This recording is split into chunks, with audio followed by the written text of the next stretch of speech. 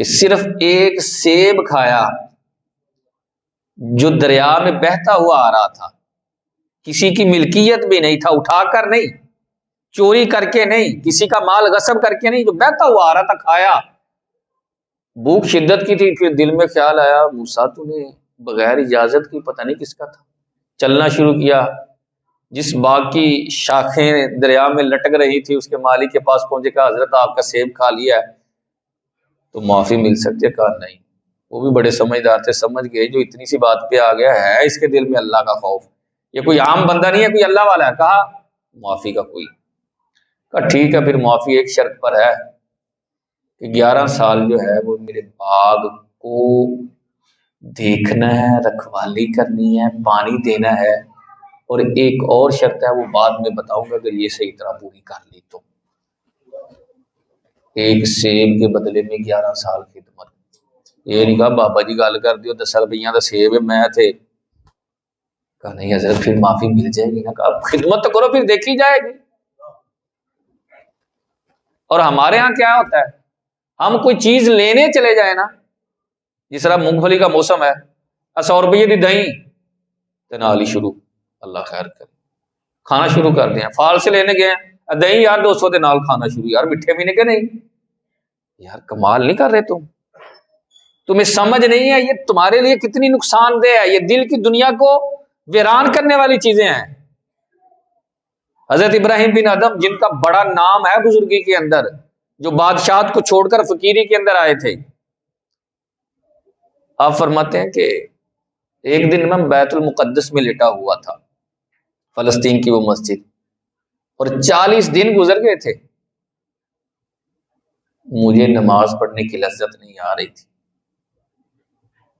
بڑا پریشان کہ کیا ہو گیا ہے، سجدہ بھی کرتا ہوں، رکوع سجود سارے کچھ کرتا ہوں، میں ارکان ادا کر رہا ہوں لیکن نماز نہیں پڑھ رہا۔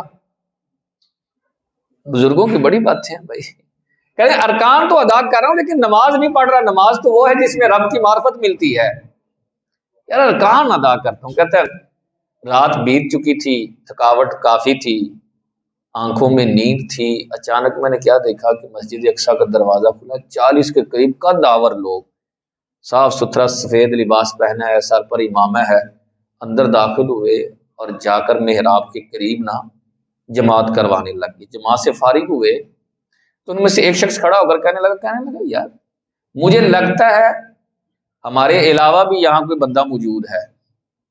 کہنے لگا جی ہاں جی، وہ پلر کے پیچھے ابراہیم بن ادم لیٹا ہوا ہے، اور یہ ایسا آدمی ہے 40 دن ہو گئے ہیں اسے نماز میں لذت نہیں آ رہی۔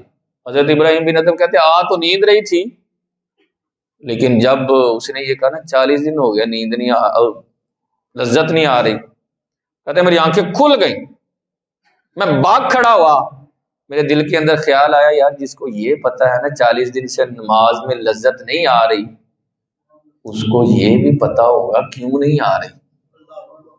کہتے میں جا کے کھڑا ہو گیا، ہاتھ باندھ لیے، آنکھوں میں آنسو ہیں، روتا جا رہا ہوں، مجھے بتائیں نا کہ 40 دن سے سرور نہیں آیا نماز میں، وجہ کیا ہے مجھے بتا دیں۔ فرمایا آج سے 40 دن پہلے مصر کے بازار میں فلاں بازار میں فلاں دکان پر، جی جی حضرت کھجوریں خرید رہے تھے، خرید رہا تھا۔ کہا جب کھجوریں خریدی تو اس کھجوریں ڈال رہا تھا تو ایک کھجور نیچے گری، پتہ نہیں وہ تیری تھی یا مالک کی تھی، لیکن تو نے اٹھا کر کھا لی۔ کہا جی کھائی۔ کہا جب وہ کھائی تو اللہ نے تجھ سے معرفت سلب کر لی، ایک کھجور کھائی ہے تو معرفت سلب ہو گئی ہے، نمازوں کی لذت نہیں آ رہی، اللہ کی معرفت نہیں مل رہی، روحانیت جو ہے اس کے اندر بڑی کمی آ گئی۔ اللہ خیر کرے، ہمارا تو دن میں پتہ نہیں کتنی مرتبہ یہ کام ہو جاتا ہے۔ میں نے بتایا مونگ پھلی پر گئے ہیں، ریڑھی پر گئے ہیں تو مونگ پھلی کھا رہے ہیں جناب، پیسے دیتے ہی چیز کھانا شروع ہو جاتے ہیں، اس نے وہ الگ سے تول کے دینی ہے۔ فرمایا حضرت اس کا حل کیا ہے بتائیں؟ کہا دوبارہ اسی بازار میں جاؤ، دوبارہ اسی دکاندار کے پاس اور جا کر معافی مانگو۔ آپ فرماتے میں دوبارہ گیا، جا کر مصر کے بازار میں اسی دکان پر پہنچا، معافی مانگی، معافی مانگ کر ابھی نماز کے لیے ادھر کھڑا ہوا، اللہ نے دوبارہ مجھے نماز کی لذت عطا فرما دی۔ یہ چیز جس کی طرف ہماری توجہ ہی نہیں ہوتی، یہ ہمارے دل کی دنیا کو آباد کرنے کی بجائے ویران کر دیتی ہے، تباہ و برباد کر دیتی ہے۔ پھر نمازوں میں لذت نہیں ہوتی، پھر فجر کے ٹائم اٹھا نہیں جاتا، عشاء کی نماز بھاری لگنے لگ جاتی ہے، عبادت جو ہے وہ گراں، مطلب بھاری پن آ جاتا ہے، یار نماز اچھا۔ لیکن جب دل پاکیزہ ہو جائے، صاف ستھرا ہو جائے، پھر عبادت میں راتیں چھوٹی ہو جاتی ہیں، تو یار عبادت رات ختم ہو گئی ہے،